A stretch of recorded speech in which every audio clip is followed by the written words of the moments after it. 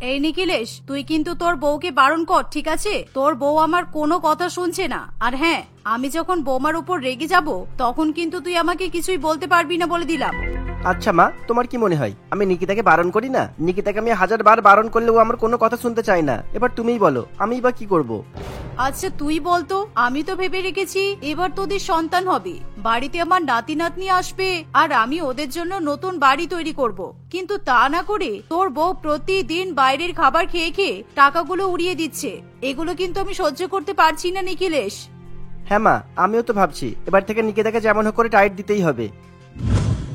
আসলে সুতপা দেবী তার ছেলে নিখিলেশ এবং বৌমা নিকিতাকে নিয়ে শহরে বাস করে, কিন্তু সুতপা দেবী এবং নিখিলেশ বাড়ির বউ নিকিতার জন্য প্রচন্ড পরিমাণে বিরক্তিকর পরিস্থিতির মধ্যে দিয়ে দিন কাটায়। কারণ নিকিতাকে বাড়ির বৌমা করে নিয়ে আসার পর থেকেই তারা জানতে পারে নিকিতার মধ্যে একটা বদ অভ্যাস আছে। শুধুমাত্র গায়ের রং ফর্সা এবং সুন্দর দেখেই নিকিতাকে তারা পছন্দ করেছিল, কিন্তু বিয়ের পর থেকে শ্বশুরবাড়িতে এসে পর্যন্ত নিকিতা প্রতিনিয়ত প্রত্যেকদিন বাইরের খাবার খায়। বাড়িতে যতই ভালো ভালো খাবার রান্না হোক না কেন, সে বাড়ির খাবার মোটেও পছন্দ করে না। এমনই একদিন নিকিতা বাইরের বড় রেস্টুরেন্টে খাবার খেতে যায়, কিন্তু নিকিতা তার শাশুড়ি মাকে কিছু না বলেই বাড়ি থেকে বেরিয়ে যায়। আজকে আমি অনেক পেট ভরে খাবার খেয়ে ফেলেছি, আর আমি হাঁটতেই পারছি না। কষ্ট মষ্ট করে বাড়িতে চলে যাই, তারপর বাড়িতে গিয়ে লম্বা টান টান হয়ে শুয়ে পড়বো। এভাবে নিকিতা কোনো মতে ধীরে ধীরে হেঁটে বাড়ি পর্যন্ত পৌঁছায়, আর বাড়ির কলিং বেল বাজায়। কিছুক্ষণের মধ্যেই তার শাশুড়ি মা সুতপা দেবী রাগান্বিত অবস্থায় দরজা খোলে। বৌমা, কটা বাজে? তোমার কি জ্ঞান বুদ্ধি বলে কিছু নেই? তুমি কি মনে করেছো নিজেকে? একটা ভদ্র বাড়ির বৌমা এত রাত পর্যন্ত কখনো বাইরে থাকে না। আপনারা এসব কি বলছেন? এটা গ্রাম নয়, ঠিক আছে, যে এখানে সবাই 8টার সময় ঘুমিয়ে পড়বে। এটা শহর, এখনো কত লোকজন বাইরে আছে। আর আপনি শুধু শুধু আমাকে নিয়ে কেনই বা এত চিন্তা করছেন? আমি তোমাকে নিয়ে চিন্তা করছি না, আমি শুধু পাড়া প্রতিবেশীদেরকে নিয়ে চিন্তা করছি। কারণ এভাবে তোমাকে যদি রাত্রিবেলা কেউ বাড়িতে ফিরতে দেখে, তাহলে সবাই উল্টোপাল্টা মন্তব্য করবে, আর সেই ভয়েই আমি তোমাকে এসব কথা বলছি। তাড়াতাড়ি বাড়িতে ঢোকো। এই শুনে নিকিতা তাড়াতাড়ি করে বাড়ির মধ্যে ঢুকে পড়ে, আর কোনো কথা না বলেই নিজের রুমের দিকে যেতে থাকে। এই দেখে সুতপা দেবী বলে, কোথায় যাচ্ছ? তোমার ঘরে? সত্যি তোমার লজ্জা শরম বলতে কিচ্ছু নেই? আমি এখানে দাঁড়িয়ে আছি আর তুমি মুখ ঝামটা দিয়ে চলে যাচ্ছ? আসলে কি বলুন তো মা, আমার না অনেক পেট ভরে গেছে, পেট একদম ফুল। আমি এত বেশি খাবার খেয়েছি, আমার প্রচন্ড ঘুম পাচ্ছে।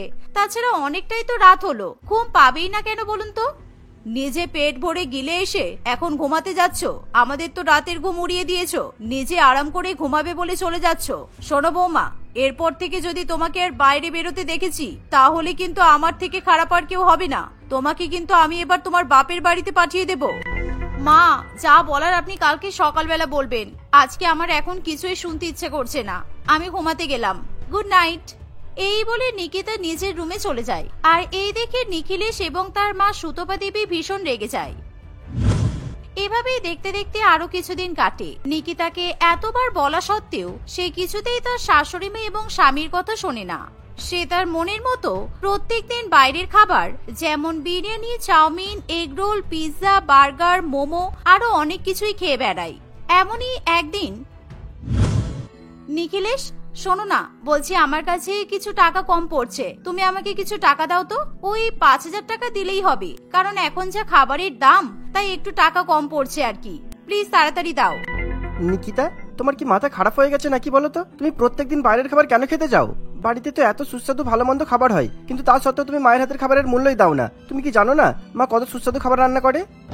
শোনো, ওসব জানার আমার কোনো দরকার নেই, ঠিক আছে? তাছাড়া আমি ছোটবেলা থেকেই বাইরের খাবার খেতে বেশি পছন্দ করি। আমার বাবা মা আমাকে কখনো কিছু বলেনি। আর তুমি এত কিছু বলছো কেন? টাকা দেওয়ার হলে দাও, আর তা না হলে তোমাকে দিতে হবে না, ছেড়ে দাও। আমি নিয়ে নিচ্ছি তোমার মানি ব্যাগ থেকে। এই বলে নিকিতা যখনই নিখিলেশের মানি ব্যাগে হাত দিতে যাবে, তখনই নিখিলেশ তার মানি ব্যাগ নিয়ে নেয় আর বলে, এই যে তোমার সাহস কি করে হয় আমার মানি ব্যাগে হাত দেবার? এবার আমি বুঝতে পারছি আমার মানি ব্যাগ থেকে প্রত্যেকদিন টাকা কিভাবে গায়েব হয়। নিশ্চয়ই প্রতিদিন তুমি টাকা নাও, তাই তো? আচ্ছা নিকিতা, একবার তো অন্তত বোঝার চেষ্টা করো। তোমার তো বিয়ে হয়ে গেছে, তোমার মাথায় যথেষ্ট বুদ্ধিও হয়েছে, আর তুমি এখনো যদি ওইরকম বাচ্চাদের মতো করো, তাহলে তোমাকে তো সবাই খারাপ বলবে। আজকে আমি তোমাকে একটা কথা বলে দিচ্ছি, শোনো। আমি আমার ইচ্ছে মতো যা খুশি করব, আর কে কি বলছে না বলছে তাতে আমার কিছু যায় আসে না। আমি যেমন প্রত্যেকদিন বাইরের খাবার খাই, তেমনি বাইরে খাবার খেতে যাব। এই বলে নিকিতা নিখিলেশের কাছ থেকে জোর করে টাকা নিয়ে সেখান থেকে চলে যায়। আর নিকিতাকে বাইরে যেতে দেখে সুতপা দেবী বুঝতে পেরে যায় তার বৌমা আবার বাইরের খাবার খেতে যাচ্ছে। তাই সে তার বৌমাকে আটকানোর চেষ্টা করে। শোনো বৌমা, আরে শোনো শোনো, এদিকে এসো, তোমার সঙ্গে একটা ভালো কথা আছে, তুমি শুনলেই খুব খুশি হবে। আসলে আমি আজকে ভাবলাম বাইরে থেকে খাবার অর্ডার করব, আর তুমি যেহেতু বাইরের খাবার খেতে বেশি পছন্দ করো, তাই আমি আজকে তোমার জন্যই বিশেষ করে বাইরের খাবার অর্ডার করেছি। এসো, ভেতরে এসো। এই বলে সুতপা দেবী তার বৌমাকে বাড়ির মধ্যে নিয়ে যায় আর টেবিলে বসিয়ে দেয় এবং এক এক করে তার সামনে বিভিন্ন রকমের খাবার পরিবেশন করতে থাকে। কিন্তু সেই খাবারগুলো দেখে বোঝা যায় খাবারগুলো বাড়িতে তৈরি করা খাবার, সেগুলো বাইরে থেকে অর্ডার করা হয়নি। আপনি আমাকে মিথ্যা কথা বললেন কেন? আমি কিন্তু মিথ্যা কথা একদমই সহ্য করতে পারি না। আর আপনি মিথ্যা কথা বলবেন এটা তো আমি ভাবতেও পারছি না। এগুলো তো বাইরের খাবার নয়, এগুলো দেখে বোঝাই যাচ্ছে এই খাবারগুলো আপনি বানিয়েছেন। আলুর তরকারি, পুরি, ডাল, আর এটা কি সবজি? এগুলো আমি কিছুতেই খাবো না। তুমি তো বাইরের জাঙ্ক ফুড আর ফাস্ট ফুড খেতে যাচ্ছ।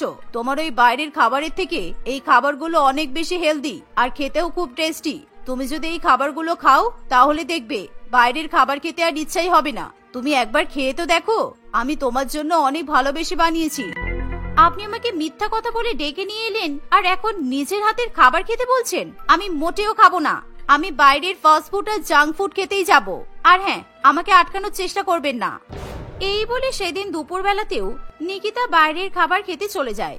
আর সেদিন দুপুরে সে একটা বড় চাইনিজ রেস্টুরেন্টে যায় আর পেট ভরে বিভিন্ন রকমের চাইনিজ খাবার খায়। এর ফলে সুতপা দেবীর ভীষণ পরিমাণে খারাপ লাগে, কারণ সে অনেক ভালোবেসে এবং কষ্ট করে তার বৌমার জন্য বিভিন্ন রকমের খাবার রান্না করে। আর নিকিতা সেই খাবারগুলো মুখে না দিয়েই বাইরে চলে যায়।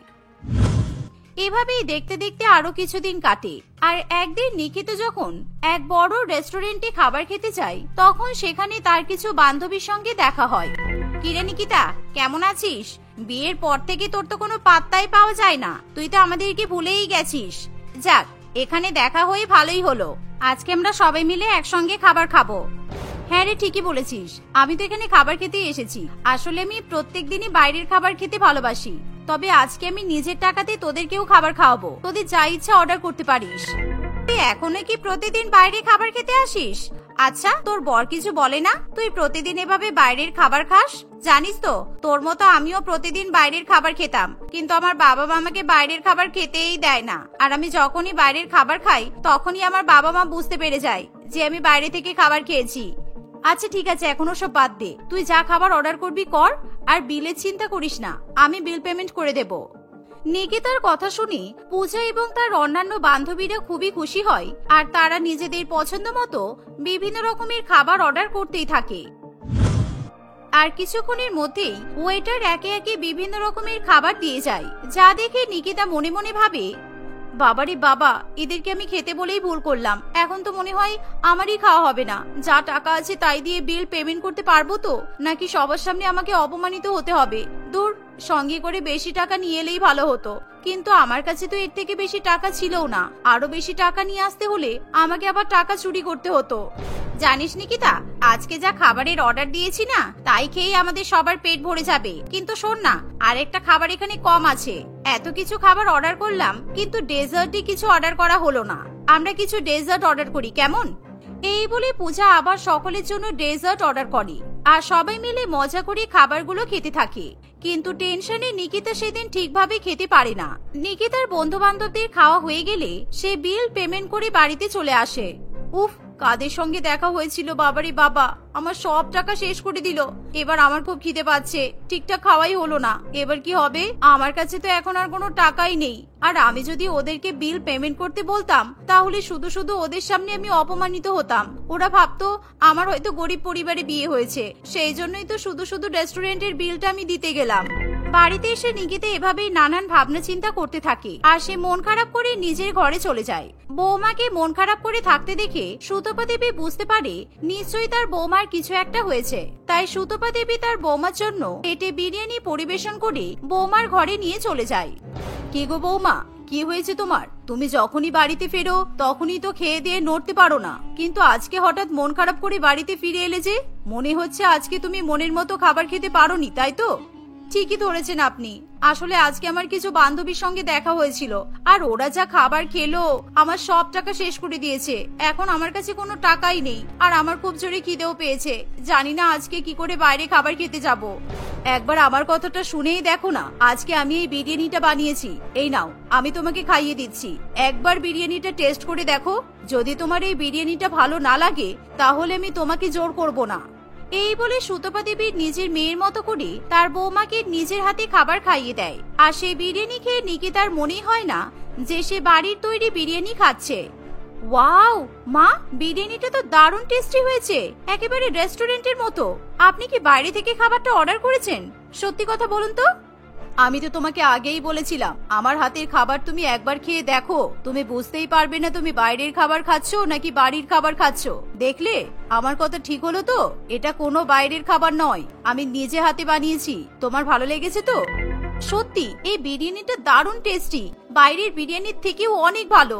আমাকে ক্ষমা করে দিন মা, এতদিন পর্যন্ত আমি আপনাকে অনেক অসম্মান করেছি, আর কখনো আপনার হাতের খাবার চেখেও দেখিনি। কিন্তু আজকে আপনার হাতের এই বিরিয়ানি খেয়ে আমার মন পেট সব জুড়িয়ে যাচ্ছে। আমি আর আজ থেকে বাইরের খাবার খাবো না, আমি আপনার হাতের তৈরি বাড়ির খাবারই খাবো। মা, আর একটু বিরিয়ানি নিয়ে আসুন না। হ্যাঁ হ্যাঁ বৌমা, আমি এক্ষুনি যাচ্ছি, এক্ষুনি আনছি। এই বলে সুতপা দেবী নিকিতার জন্য আরো বিরিয়ানি নিয়ে আসে, আর নিকিতা সেই বিরিয়ানি খেতে খেতে তার শাশুড়ি মায়ের অনেক প্রশংসা করে। এভাবেই নিকিতা যাতে বাইরের খাবার খাওয়ার অভ্যাস ত্যাগ করতে পারে, তাই সুতপা দেবী বাড়িতেই তাকে বিভিন্ন রকমের ভালো ভালো খাবার রান্না করে খাওয়াতে থাকে। আর সময়ের সঙ্গে সঙ্গে নিকিতা বাইরের খাবার খাওয়া একেবারে বন্ধ করে দেয়। এর ফলে তাদের টাকা পয়সার অনেক সাশ্রয় হয়, আর নিকিতাও হাসি খুশি তার পরিবারের সঙ্গে দিন কাটাতে থাকে।